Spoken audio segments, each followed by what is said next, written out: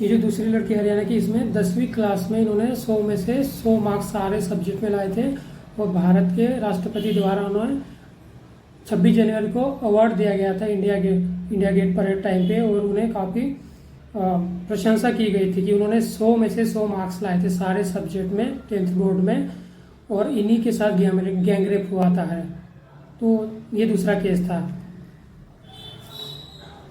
हाँ, और इस केस में जब ये अब ये लड़की तो जब आगे जाके ये लड़की तो बच गई, लेकिन आगे जाके जब ये इन्होंने 12th में एडमिशन लिया, 11th-12th में, तो जब ये कॉलेज में एडमिशन लेने गई तो क्या हुआ था कि ये जो अपराधी इसमें से किसी को सजा हो गई, कोई छूट गई, तो इन्हें में अभी भी इनडायरेक्ट थ्रेट बने रहते हैं। और ये जो लड़की है जब ये कॉलेज में एडमिशन मतलब कॉलेज में जब एग्ज़ाम देने जाती है 12th का, तो 11th-12th का, तो इन्हें कॉलेज में टीचर के द्वारा ही रोका जा सकता है, क्योंकि उन्हें जो सेफ्टी के लिए जो भी उन्हें बॉडीगार्ड दिए गए थे या जो भी सुरक्षा दी गई थी वो लेके आई, इसलिए टीचर ने उन्हें एग्ज़ाम देने ही नहीं दिया था। बाद में फिर उन्होंने कंप्लेंट किया, फिर उस टीचर को सस्पेंड कर दिया गया वहाँ से, फिर उन्हें एग्ज़ाम देने दी गई। तो आप समझ रहे हो कि अभी ये लड़की अभी पढ़ाई कर रही, तो इनके ऊपर कितना दबाव बन रहा है। अभी ये आगे आप पढ़ाई तो कर रही है, अभी ये लड़की जो है यूपीएससी की तैयारी कर रही है, और यूपीएससी पढ़ाई इसलिए कर रही है क्योंकि ये आगे जाके आईपीएस ऑफिसर बनना चाह रही है, इसलिए ताकि ये खुद आईपीएस ऑफिसर बन के उन लोगों को सजा दे। तो मैं तो चाहता हूँ कि ये जल्दी जल्दी यूपीएससी में पास होकर आईपीएस अधिकारी बने, और फिलहाल इन लोगों को नहीं, बात जो और भी लड़कियां हैं और भी ऐसे केसेस है उनको अच्छे से डील करेगी। तो मैं भगवान से प्रार्थना करूंगा कि इस लड़की का जल्दी से जल्दी सिलेक्शन होना चाहिए। और ये एक हरियाणा का केस मैंने आपको बताया। और इसमें आपको एक और चीज़ बताता हूँ कि हरियाणा में आपको तो पता होगा कि 2023 और 24 में भारत के जो रेसलर होते, पहलवान होते, उनका भी तो केस आपने जानते होंगे, उन्होंने भी सेक्सुअल हरासमेंट लगाया था। ये भी तो हरियाणा का ही केस है। और क्या हुआ, और आप तो जानते होंगे कि ये किस बैकग्राउंड, वो जो अपराधी था वो किस बैकग्राउंड था, वो पॉलिटिकली अभी तक उसका कुछ हुआ ही नहीं। कितना जंतर मंतर में प्रोटेस्ट हुआ, कितने ने उनमें आंदोलन किए, और हमारे जो भी रेसलर थे सब उसमें, जैसे साक्षी हो, विनाश फोगट हो, बजरंग, जो भी हमारे जो पहलवान थे, उन्होंने जंतर मंतर में इतना आंदोलन किया, तब भी कुछ नहीं हुआ। देखो कितना अपराधी कितना पावरफुल बैकग्राउंड से, और ये जो वहाँ पे जंतर मंतर में आंदोलन किया, मतलब मतलब उन्होंने विरोध प्रदर्शन किया, ये भारत के वर्ल्ड चैंपियन है। आप सोचिए, वर्ल्ड चैंपियन, ये इतने बड़े लेवल पे भी इन अपराधियों को मतलब सजा नहीं दिलवा पाते, तो आप और जो भी बाकी हम हो, कोई भी जो मिडिल क्लास का हो या फिर एकदम आदिवासी क्षेत्र से कोई भी, जो एकदम, मैंने पहले ही बोला इस बात को कि आप पहले ही मतलब बता दिया कि ये बड़ा हाई प्रोफाइल केस बन जाता है, जो साधारण लोग इसको सॉल्व नहीं कर सकते हैं। ऐसे बहुत से केसेस है जो मैंने, इतने सारे केसेस मतलब मैंने स्टडी किया है, तो आपको तो सारा बताऊंगा तो पूरा दिन निकल जाएगा। लेकिन एक और केस मैं बताता हूँ कि निर्भया केस, जो आप सभी जानते हो। निर्भया केस में तो जो निर्भया केस का जो अपराधी था, वो उन्होंने क्या कहा था, निर्भया केस में अपराधी ने कहा था कि लड़की जो है वो एक मिठाई की डब्बी की तरह है, अगर उसे बंद नहीं रखोगे, अगर खुला छोड़ोगे तो उसमें चींटियाँ तो आएगी। देखो उनकी मानसिकता क्या है, क्या सोचते हैं, मतलब उनकी एक रेपिस्ट की माइंडसेट क्या होता है। और ये सब केसेस, भारत के सारे केसेस, सारे नियम कानून पढ़ने के बाद जब मैंने इसमें और अच्छे से NCRB national crime record bureau का डेटा पढ़ा, तो इसमें जैसे भी 80 से 90% ऐसे केस है जो कि हमारे आसपास ही घटना घटित होती है, यानी जहाँ ये घटना होने वाली है उसके आसपास जो, जिसके पास ये जो घटना हुई है उसके पहचान का ही रहेगा, आसपास का कोई ना कोई रिलेटिव, या मतलब रिलेटिव का तात्पर्य कि वो जानता हुआ, मतलब वो बहुत दिनों से उस चीज़ को ट्रैक करता रहता है, वो तब जाके ये सब चीज़ें करते हैं। तो मेरा ये कहना है कि अगर आपके साथ ऐसे जब भी ये सब चीज़ें हुई तो आपको सतर्क रहना है, सावधान होना है, कोई भी घटना। और मैं जब इन केसों का अध्ययन किया, जब मैंने स्टडी किया बहुत सारे केसेस, और मैंने नेशनल क्राइम रिकॉर्ड ब्यूरो का डेटा देखा, उसमें क्या हो रहा है, कि क्या किस तरह से आगे मतलब ट्रेंड बढ़ रहा है, क्या हो रहा है, ये सब चीज़ें मैंने देखा। और मैंने इस चीज़, जैसे ये रेप के केसेस जब मैंने एनालाइज किए, तो इससे पता चल रहा है कि हरियाणा में जो भी ऑलरेडी, मैंने तो 2 या 3 ही केस आपको बताए, लेकिन और भी 5-6 केसेस ऐसे हैं। एक तो केस मैंने बताया नहीं, राजस्थान से लड़की को अरेस्ट करके हरियाणा में ले जाके गैंग रेप करते हैं, और वो खुद गवाह देते हैं कि उन्होंने रेप किया, सब कुछ किया, और फिर भी उन्हें मतलब अभी तो सुप्रीम कोर्ट ने उन्हें बाइज्जत बरी कर दिया गया है, लेकिन आपको एक बात जान के मतलब बड़ा शौक होगा कि जब उन्हें किडनैप किया गया था राजस्थान में, तो उस समय किडनैप करते वक्त 3 लड़कियां थी साथ में। तो उनमें से तो एक ही को किडनैप किया, तो 2 लड़कियों ने जो देखा था तो वो तो प्रॉपर साक्षी थी, जो मतलब साक्ष्य के तौर पे था। उनकी बात उन्होंने बताया कि ये सब हुआ। इवन दूसरा स्टेप तो ये भी था कि वो खुद अपराधी बता रहे कि उन्होंने रेप किया, ये सब चीज़ें उन्होंने बताया। और तीसरी बात कि पुलिस ने इसमें अच्छे से मतलब चीज़ें मैनेज नहीं की, हैंडल नहीं किया, और कोई गवाह साक्ष्य अच्छे से पेश नहीं कर पाए। तो ये पिछले साल उन्हें बाइज्जत बरी कर दिया गया है, मतलब उनके से। और वो अभी खुला बाहर घूम रहे हैं। देखो क्या क्या चीज़ें हो रही है, मतलब इतना बड़ा लेवल पे। तो बहुत सारे ऐसे केसेस है, हजारों लाखों केसेस है जो मतलब सॉल्व ही नहीं हो सकते, और वो लगातार बढ़ रहे हैं। 2000 नेशनल क्राइम रिपोर्ट ब्यूरो के डेटा के अनुसार 2022 से लेकर अभी 25 तक इसके डेटा में अगर हम देखें तो रेप के केस इंक्रीज हुए हैं। और इसमें रेप के केस और छोटे बच्चों के ऊपर जो होने वाले अपराध ये लगातार बढ़ रहे हैं। और जो घरेलू हिंसा और वो बीच में कोई ऐसे है जिसमें थोड़ा सा कमी देखी गई, लेकिन ये 2 केसेस रेप और छोटे बच्चों वाला, ये दोनों इसमें ज़्यादा लगातार बढ़ रहे हैं, जो कि मतलब अपने आप में बहुत ही मतलब क्रिटिकल सिचुएशन दिख रही है। इसलिए मैं ये वीडियो बना रहा हूँ, और आप समझ रहे हो कि ये चीज़ें कितना इम्पोर्टेंट है हमारे लिए। इसलिए मैंने शुरू में ही बोल दिया था कि ये वीडियो मतलब आपके लिए बहुत इंपॉर्टेंट होने वाला है। और जो अगर लास्ट तक ये वीडियो देखा वो समझ जाएगा, और जो बीच में स्किप कर दिया होगा उसे जब ऐसी घटना मतलब घटेगी तब पता चलेगा कि क्या होता है। तो एक हमें समझने के लिए मैंने ये सब चीज़ें कर रहा हूँ। और ये जो महाराष्ट्र का जो धुले वाला आदिवासी बच्चे पे, जो 7 साल के बच्चे पे जो रेप केस हुआ था, ये जो अभी 17 या 18 अगस्त के बीच में हुआ, आप अगर देखोगे तो सेम ऐसा ही केस पिछले साल अक्टूबर के बीच में 2024 में हुआ था। सेम सेम मतलब केस रिपीटिशन हो रहे हैं, सॉल्व हो ही नहीं रहे हैं। प्रॉब्लम कोई सोल्यूशन कोई इसमें निकाले ना है, कोई इतना मतलब इसको मिल ही रहा है। तो आप मैंने पहले ही बोल दिया कि ऐसा क्यों हो रहा है, क्योंकि 26 से 28% ही जो अपराधियों को सजा मिल रही है। हाँ, इसमें आप मतलब मैंने तो इसमें रेप केसेस को ही मतलब इसमें डिक्लेयर कर रहा है, लेकिन आप बाकी और भी केसेस हो सकते हैं जिसमें फेक केसेस हो सकते हैं, बहुत सी चीज़ें जो इसके ऊपर भी बात करना बहुत जरूरी है। लेकिन लिमिटेशन में इतना बड़ा वीडियो नहीं बना सकता, और मुझे पता है कि आप लोग स्किप करके चले जाओगे। मैं और बात में अंत में कुछ ऐसे इश्यूज है जिसमें मैं बात करना है वो मैं बता दूंगा। लेकिन अभी मैं आपको नेशनल क्राइम रिकॉर्ड ब्यूरो की कुछ रिपोर्ट है उसके ऊपर मैं डेटा आपको बता रहा हूँ, ताकि आपको ऐसा लगना नहीं चाहिए कि मैं ऐसा ही मतलब बातें कर रहा हूँ। तो आपको मैं बता देता हूँ कुछ चीज़ें, 1 मिनट में पढ़ के बताऊँगा, ताकि कुछ मिस्टेक की मैं ये डेटा आपको मतलब सही दे रहा हूँ। और ये नेशनल क्राइम रिकॉर्ड ब्यूरो के उस पर से ही निकाला है मैंने, उसकी जो ऑफिशियल वेबसाइट, और वो रिपोर्ट जारी करते हैं। आप उस रिपोर्ट को देख सकते हो, खुद ही मतलब उस पर जाके इन्वेस्टिगेशन कर सकते हो। तो 2022 में कुछ रेप केस है, जो 31,516 केस रेप दर्ज हुए हैं।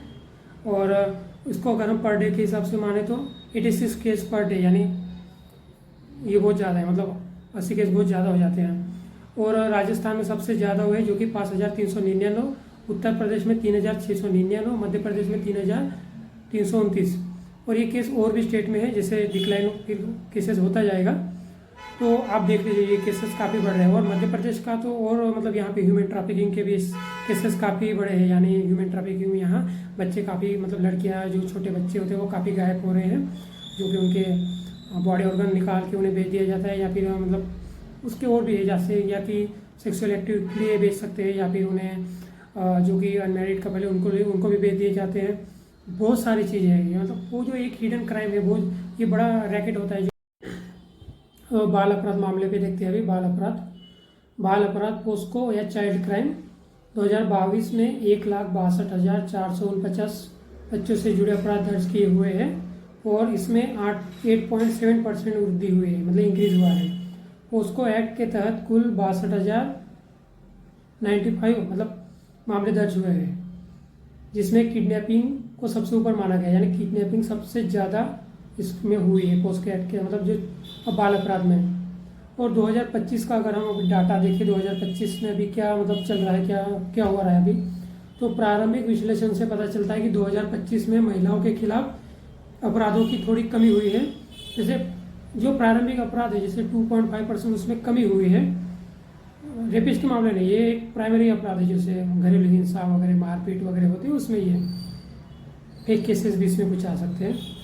लेकिन रेप का प्रतिशत 8.7% बढ़ा है, जो मैंने पहले ही बता चुका हूँ। और साइबर अपराध महिलाओं के खिलाफ 27% बढ़ा है। साइबर अपराध यानी डिजिटल इसे हम डिजिटल रेप भी बोल सकते हैं, यानी डिजिटल माध्यम से उन्हें फंसाना। ये जो नेशनल क्राइम रिकॉर्ड ब्यूरो का हमने डेटा पढ़ा, एनालाइज किया, इससे जैसे हम एक अपराधी के बैकग्राउंड से जाते हैं तो इसमें बताया गया है कि जो अपराधी है वो लगभग 90 से 95% अपने आसपास का ही होता है। लेकिन वो कौन होता है, इसको एक बार फिर से इसमें दे रखा है कि 94% मामले में आरोपी पीड़िता का जानकार होता है, मतलब उसका कोई पहचान का रिश्तेदार हो सकता है, दोस्त हो सकता है, पड़ोसी हो सकता है, शिक्षक हो सकता है, बॉस हो सकता है। और ये 2021 की रिपोर्ट है नेशनल क्राइम रिकॉर्ड ब्यूरो की। और स्ट्रेंजर वाले बहुत कम है। स्ट्रेंजर मतलब अचानक से आए, किडनैप कर लिया, अरेस्ट कर लिया, कहीं बाहर से आए हुए, वो सब चीज़ें। और तो मोटा मोटा आपको पता चल गया। तो ये हमने नेशनल क्राइम रिकॉर्ड ब्यूरो का पूरा 100 जो संक्षिप्त में हमने इस चीज़ को जान लिया। ठीक है, हमने बहुत सारे चीज़ों पे इसमें भी डिस्कशन कर लिया। और ये एक ऐसा टॉपिक है जिसके मल्टीपल डायमेंशन है। इसको डिस्कशन करना मतलब इतना आसान है, लेकिन मैंने फिर भी 20-25 मिनट, पता नहीं कितना हुआ होगा, लेकिन मैंने इसमें डिस्कशन करने का प्रयास किया। और जो भी मतलब पढ़ा लिखा या जो भी इंसान होगा, इसको इस डेटा को देख के ही पता चल जाएगा कि ये बहुत डाइवर्सिफाइड डेटा है, अलग अलग डायमेंशन इसके। लेकिन मैंने कुछ 2-3 डायमेंशन को लेके मतलब इसको प्रयास किया बताने का। और इसमें जो भी डेटा है, जो भी मैंने आपको पहले ही बता जाऊँ, सब वैलिड डेटा से मैंने ये सब निकाला है। वो 2-4 दिन मैंने कंटिन्यूस पे काम किया है, तब जाके मैं इतना बताया हूँ। और बाकी लोगों ने तो आपको यूट्यूब पे जाके देख लीजिए या फिर कहीं चैनल पे जाके देख लीजिए, एक दूसरे का डेटा बोल के देखते, लेकिन इतना कोई डेप्थ में एनालाइज नहीं करता है। और ये सब चीज़ें मैं क्यों कर रहा हूँ, इसके पीछे एक रीज़न है। जैसे क्योंकि कल क्या होने वाला है कि कल आसपास, हमारे आसपास ऐसी घटना घटने वाली है, हमारे पास ही ये सब चीज़ें आसपास ही होती है। तो हमें सतर्क रहना है, सावधान रहना है। हमें अपने जो भी फैमिली के लोग हैं उन्हें प्रोटेक्ट भी तो करना है, उनकी सुरक्षा भी करनी हमारी ही जिम्मेदारी है। तो इसलिए मैं ये सब वीडियो बना रहा हूँ, ना कि आपको डराने के लिए या फिर इस डेटा को देख के आपको एकदम से घबरा जाए। लेकिन जो सच है वही बता रहा हूँ, तो इसमें ऐसा कोई और ये फैक्ट आपको जानता है। और इवन इसको और डिटेल में जाके आप देखोगे तो आपको और शॉकिंग डेटा निकलने वाला है इसमें। तो इसमें और एक चीज़ तो मैंने बताई ही नहीं है कि ट्रैफिकिंग वाला केस, वो तो इसमें और तरंगी मतलब बड़ा घटिया तरीके से उसमें दिखाया गया है। छोटे छोटे बच्चों, मासूम बच्चों को अरेस्ट कर, मतलब उसमें किडनैप करके उसमें मतलब उनके ऊपर बड़ा बुरा अन्याय होता है। और इस वीडियो का बनाने का उद्देश्य और भी है कि हमें ग्राउंड रियलिटी के बारे में हमें पता होनी चाहिए कि हमारे आसपास क्या हो रहा है, हमारे समाज में हर्ष रियलिटी क्या है, कि कौन किस तरह से सोच रहा है, क्या कर रहा है, लोगों की नज़रिया कैसा है किसी के प्रति देखना, हमारा समाज किस तरह से इस चीज़ को हैंडल करता है।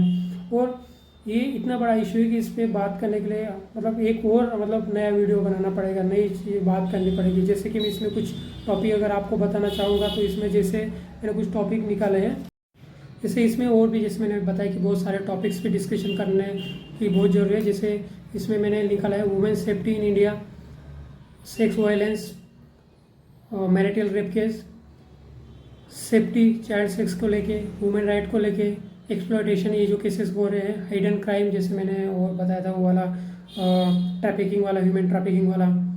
और इसमें और भी चीज़ें हैं, जैसे कि इसमें मैंने एक चीज़ कि साइकोलॉजिकल माइंडसेट कैसे होता है रेपिस्ट का, वो चीज़ पे भी मैंने मतलब पढ़ा है। तो इस पर भी बात करना बहुत ज़रूरी है। एविडेंस किस तरह से गायब हो जाते हैं, वैसे तो हमने शुरुआत में इस चीज़ को बात किया। और चैलेंजिंग क्या होती है ये सब केसेस को रिपोर्टिंग करने में।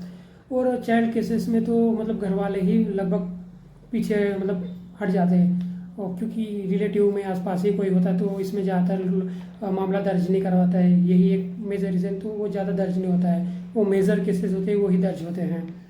और इसमें है कि हमें स्कूल में ये जो इस सेक्स एजुकेशन या इसमें जो भी ऐसी चीज़ें, इसमें कुछ चीज़ें हमें सिखाई जानी चाहिए, ताकि हम और भी जनता मतलब स्कूल में अवेयर कर सकते।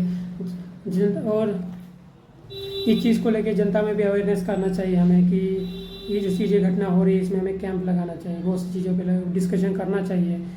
संसद में इवन हमें इस चीज़ पे डिस्कशन करना चाहिए साल भर में कि ये जो अपराध के मामले बढ़ रहे हैं हमारे भारतीय संसद में, ऐसा कोई डिस्कशन होता ही नहीं है। और संसद में डिस्कशन क्या होता है कि समोसा का साइज़ कितना होना चाहिए, कितना बड़ा समोसा होना चाहिए, छोटा होना चाहिए, उसकी प्राइस क्या होनी चाहिए, ऐसे टॉपिक पे डिस्कशन होते। तो कहाँ से ये सब बड़ा घटिया मतलब चल रहा है अभी, तो आप बता ही नहीं सकते।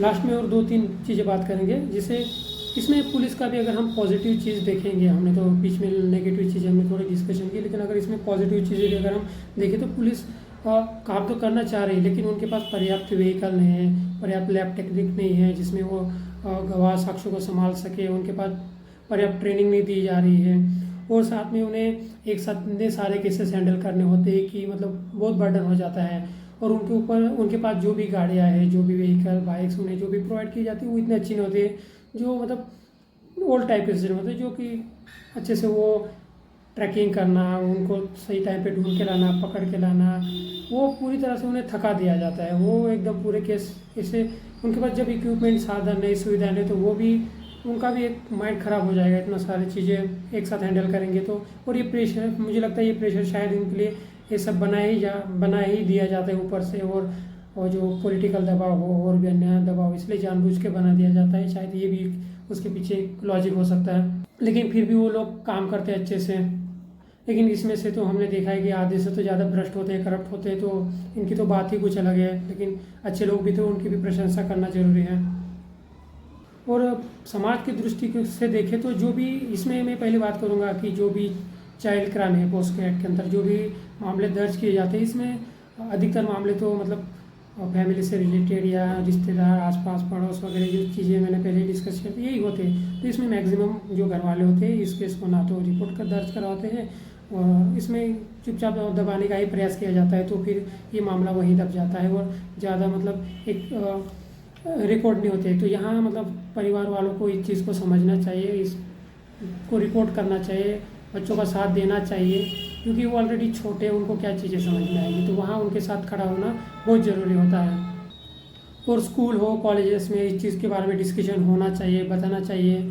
और हम स्कूल में जैसे हम सिखाते हैं गुड टच बैड टच क्या होता है, लेकिन हमें अब वक्त आ गया है कि बच्चों को भी ये सिखाना है कि गुड सी क्या होता है, बैड सी क्या होता है, ये सब चीज़ें भी हमें सिखानी होगी कि क्या करना है क्या नहीं। क्योंकि यहाँ जो केसेस हो रहे हैं वो भी तो कहीं ना कहीं किसी के तो बेटे वो कोई ना कोई तो होगा जो ये सब चीज़ें कर रहा था, उनको भी तो ये चीज़ें सिखानी बहुत ज़रूरी है।